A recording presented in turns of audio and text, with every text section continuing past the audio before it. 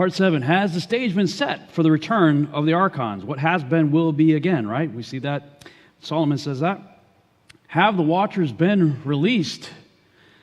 We saw in Enoch chapter 10, verse 12, and when their sons have slain one another, and they have seen the destruction of their beloved ones, bind them fast for 70 generations in the valleys of the earth till the day of their judgment. Well, Psalm 90 defines a generation as 70 years, 80 if by strength, but let's just go with 70 for kicks and grins here. 70 times 70 is 4,900 years. We go 4,900 years away from 3000 BC, and we end up at 1900 AD. Interesting. Go back in time, look at that, 3000 BC, and all the timeline I showed you before. Go forward, 4,900 years, and we think about knowledge and technology and transportation and stuff. Think about it. It's been like horse and buggy and beast of burden for 5,000 years, and all of a sudden, planes, trains, automobiles supposedly going to the moon, sending probes out into space and all this stuff, computers, all this kind of stuff, like in a very short period of time.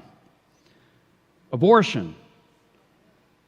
One of the fallen angels, Kazdaja, specifically taught the art of killing the baby in the womb.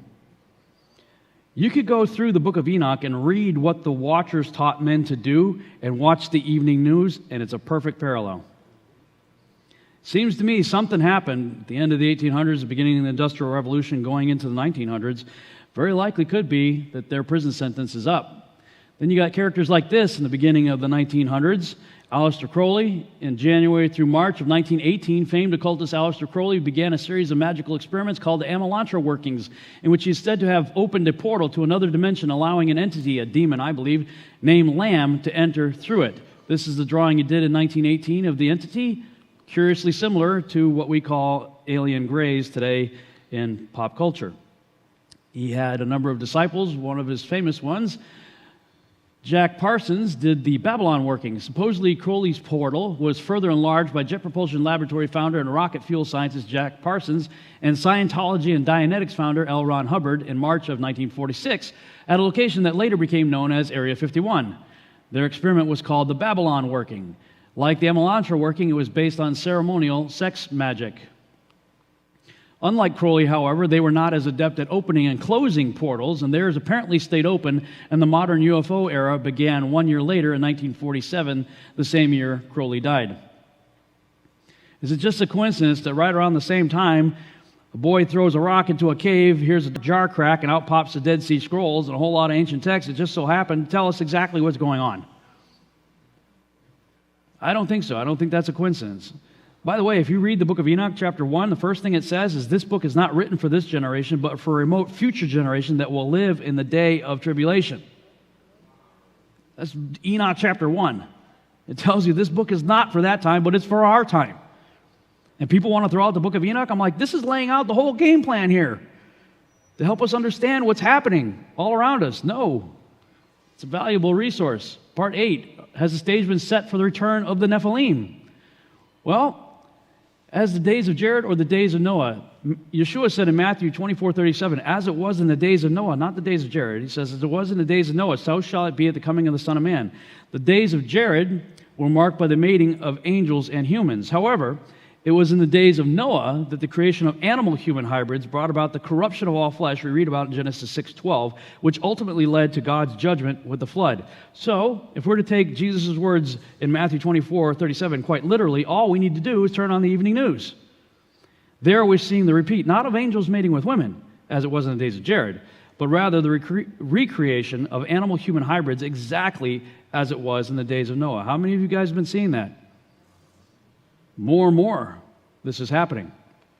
Well, let's go back to where we started. We see the promise of the serpent there in Genesis chapter 3. It says, and the serpent said unto the woman, ye shall not surely die, for God doth know that in the day ye eat thereof, then your eyes shall be opened, and ye shall be as gods, knowing good and evil. You got three promises there of the serpent: immortality, eyes being opened, knowledge, you shall be as the gods. Unfortunately, we couldn't get this video to play, this next video here, but it was Professor Nick Bostrom. He's a world-renowned transhumanist, and he's talking about, why he's doing what he's doing. What I'm really interested in this whole transhumanist thing, blending species, and he gives the exact same three promises in the exact order. What I'm really interested in is to try to understand the bigger picture for humanity, our place in the world, and what might lie in store for our species in the future, particularly the way we might use technologies to enhance ourselves or to go beyond what we currently think of as our human nature, whether it might be by radically extending the human lifespan through solving the problem of aging, or increasing our intellectual capacities, improving our memory, or taking control of our own emotional states. I think that we are right now in a transitional phase where before the end of this century we will either have gone extinct, or we will have most likely taken the step to become what you might call transhumans or posthumans, or just very enhanced humans that have reached their full potential. The same three promises in the same order that the serpent gave. Why are they doing this? Well, he's got this chart on his website right there, and he says, when it comes to sensory perception, what we can see, hear, taste, touch, smell, that circle, the little pink circle right there in the lower right corner, that's what we're capable of. He says animals have a wider spectrum of senses. You know, you got like the sonar of a dolphin, the radar of a bat, different things, capabilities animals have that we don't have. He said, well, if we could blend animals and humans together, then we might get like that orange oval there that would be accessible to transhumans. We could be like Wolverine and Spider-Man and the Hulk and all that stuff, right? Very appealing. And if we keep working on it, that's what could happen to posthumans. Let's just keep tinkering until we are like the gods. That's what they're saying. And it's not just blending of species, animals and reptiles and fish and all that stuff. They're also talking about the corruption of all flesh through cloning and merging with technology. The Borg of Star Trek, Human cloning is closer than you think. 2045, the year man becomes immortal. Go to 2045.com, 2045.com. Read the strategic social initiative that they have on their website. Watch the videos. Their plan is to achieve immortality, we would say parenthetically, apart from God, by 2045. And they've listed a whole bunch of milestones that they're trying to achieve. And so far, they're pretty close to on target. We're living in some interesting days. The days ahead are going to be quite interesting. Part 9, has the stage been set for the return of the Antichrist? Yes, I said the return of the Antichrist. Who is the Antichrist, the beast of Revelation? Well, we've got a number of clues given for us in the Scriptures. Revelation 17 says, the beast that thou sawest was and is not, and shall ascend out of the bottomless pit. Where does the beast come from? You mean he's not coming from Kenya? Or Hawaii? Or New York, or the United Nations, or the Vatican? How many of you have heard pastors or evangelists and people, preachers out there saying, Obama's the Antichrist or Trump's the Antichrist? We are very Amerocentric, aren't we? Every president's got to be a candidate for the Antichrist. I'm certainly glad Trump got in and not Hillary, but I wondered if she got in, what they would have said. Maybe the Antichrist is a woman after all, or she's a tranny. Yeah, I'm sure there would have been something. Now, where does the beast come from? Open book test. Bottomless pit, and goes into perdition, and they shall dwell on the earth that shall wonder, whose names were not written in the book of life. That's interesting. Our names were written in the book of life from the foundation of the world. If we don't accept Christ, what happens to your name? It's blotted out. You can only blot something out if it was there to begin with. So who are these people whose names were never written in the book of life? I believe these may be beings that were never meant to exist in the first place, in my opinion. When they behold the beast that was and is not and yet is. That's interesting. How is Yeshua referred to in the beginning of the book? He was and is to come. So you have this entity who was and is not and yet shall be. And here's the mind that has wisdom. The 7 heads are 7 mountains on which the woman sitteth. And there are 7 kings. 5 are fallen, and 1 is, and the other is not yet come. And when he cometh, he must continue a short space. The beast, here it is again, that was and is not, even he is the 8th, and is of the 7, and goes into perdition. We've just been given a ton of detailed information about who and what the beast is right there. Let's break it down. Let's see if we can figure this out. Note, first of all, that John chose the word basileus, Strong's Concordance number 935, defining the word as a king, a ruler, emperor. He did not use the closely related word basileia, which means kingdom. Many times in Scripture, a beast in Scripture represents kingdoms. Yes, that's true. But in this case, the heads of this beast represent people, individuals, kings. So we're talking about people here. Now, I credit this list I'm about to show you to Peter Goodgame. He was the first I ever heard talk on this, and I was tracking down a similar path of research, and in the process, I stumbled upon his website, The Giza Discovery. He had his online book, and landed kind of right in the middle of his thesis when I did the Google search, and I'm like, wow, I agree with him.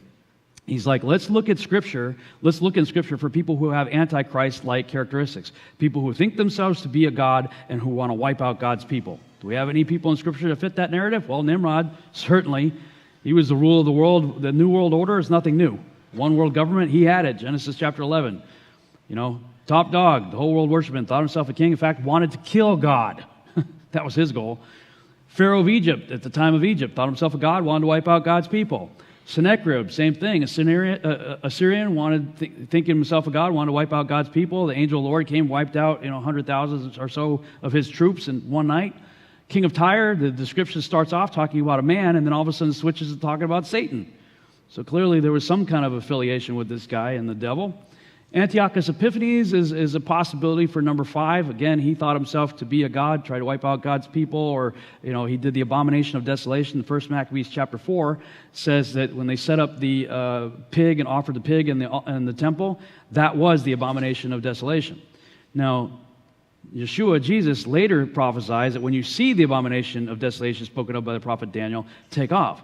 So apparently there can be types and shadows or multiple fulfillments of prophecy, because they had identified, Daniel said there's going to be this abomination of desolation thing, and in 1 Maccabees chapter 4, they identified what this guy did in the temple as the abomination of desolation. And then Yeshua talks about another one.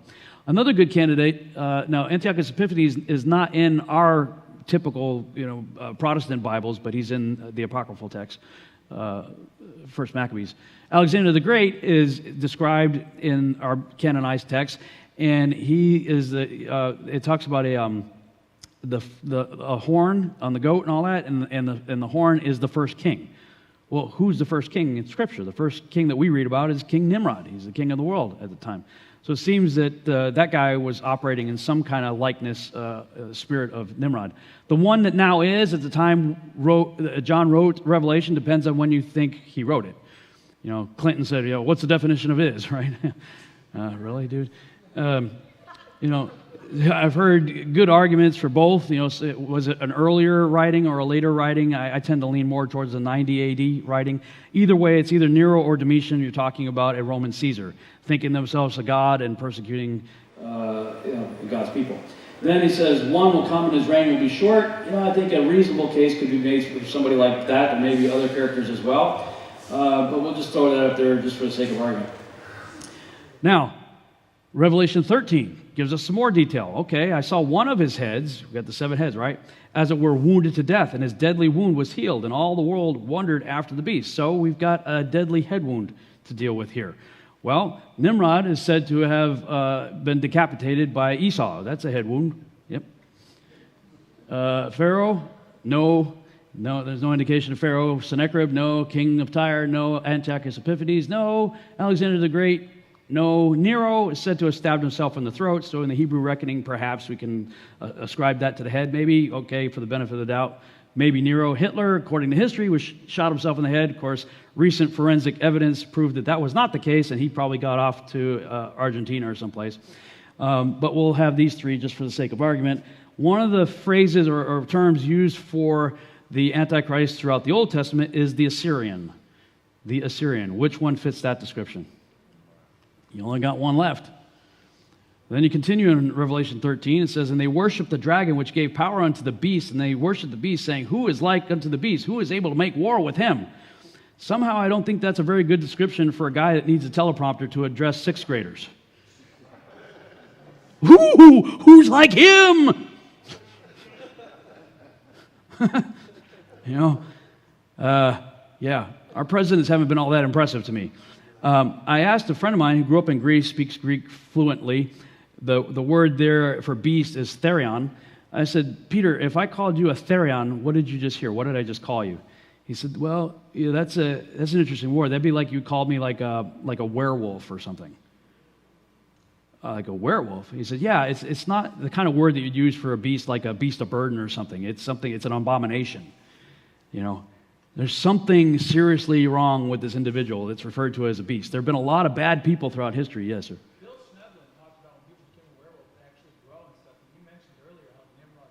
Began to become something. Bingo. Yeah, that's why I think it is this character right here. Involved with it. Yeah, exactly. I think so. Interesting, somewhat of a parallel in the Epic of Gilgamesh. It talks about, it says, who can compare with him in kingliness? Who can say, like Gilgamesh, I am king? The idea is, who is like this guy? Well, that's what they're saying here in Revelation 13. Who's like this guy, right? Interesting. Gilgamesh. Comparing Nimrod and Yeshua. When you look at the Epic of Gilgamesh, a character like Gilgamesh, I don't think Gilgamesh was an actual real person. I think that this is a fictionalized story based on a real person, based on Nimrod, in my opinion. Kind of like you might say, well, Harrison Ford was Indiana Jones. Well, no, he wasn't. He was Han Solo. Well, no, he wasn't. He was a fugitive. Well, no, he wasn't. You can go on the list, right? One guy played many different characters, right?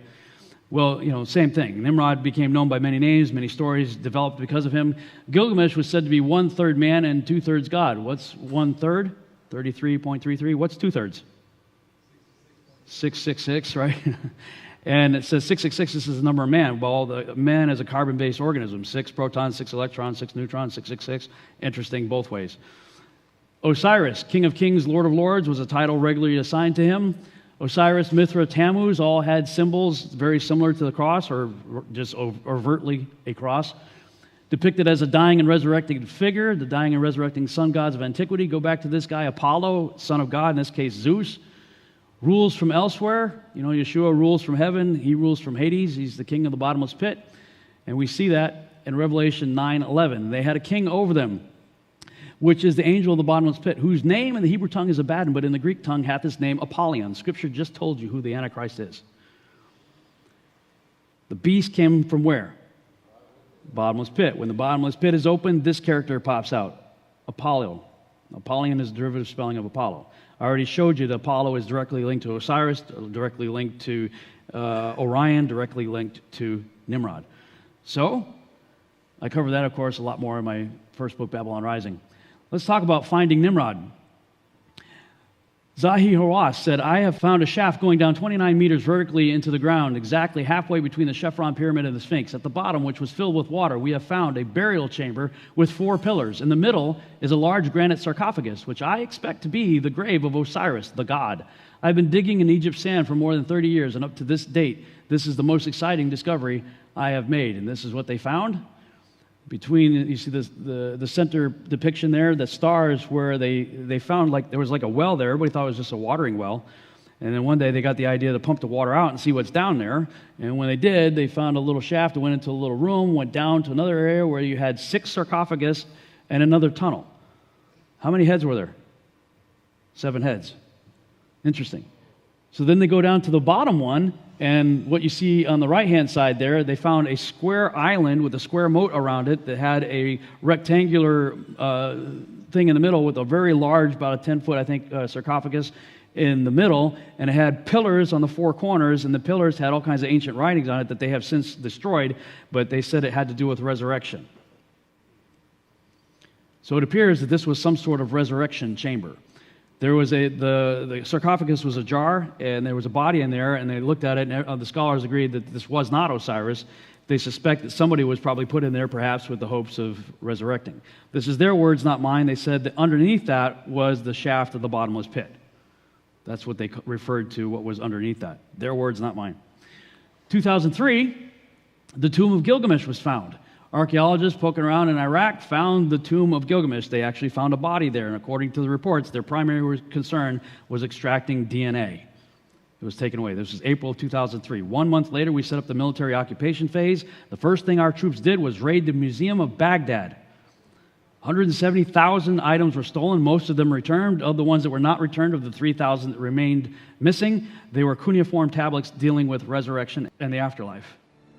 Imagine the startling proposition that the Nephilim, the giants, the mighty men of old, the gods and children of the Watchers, could somehow rise up, could somehow be reconstituted inside of a body.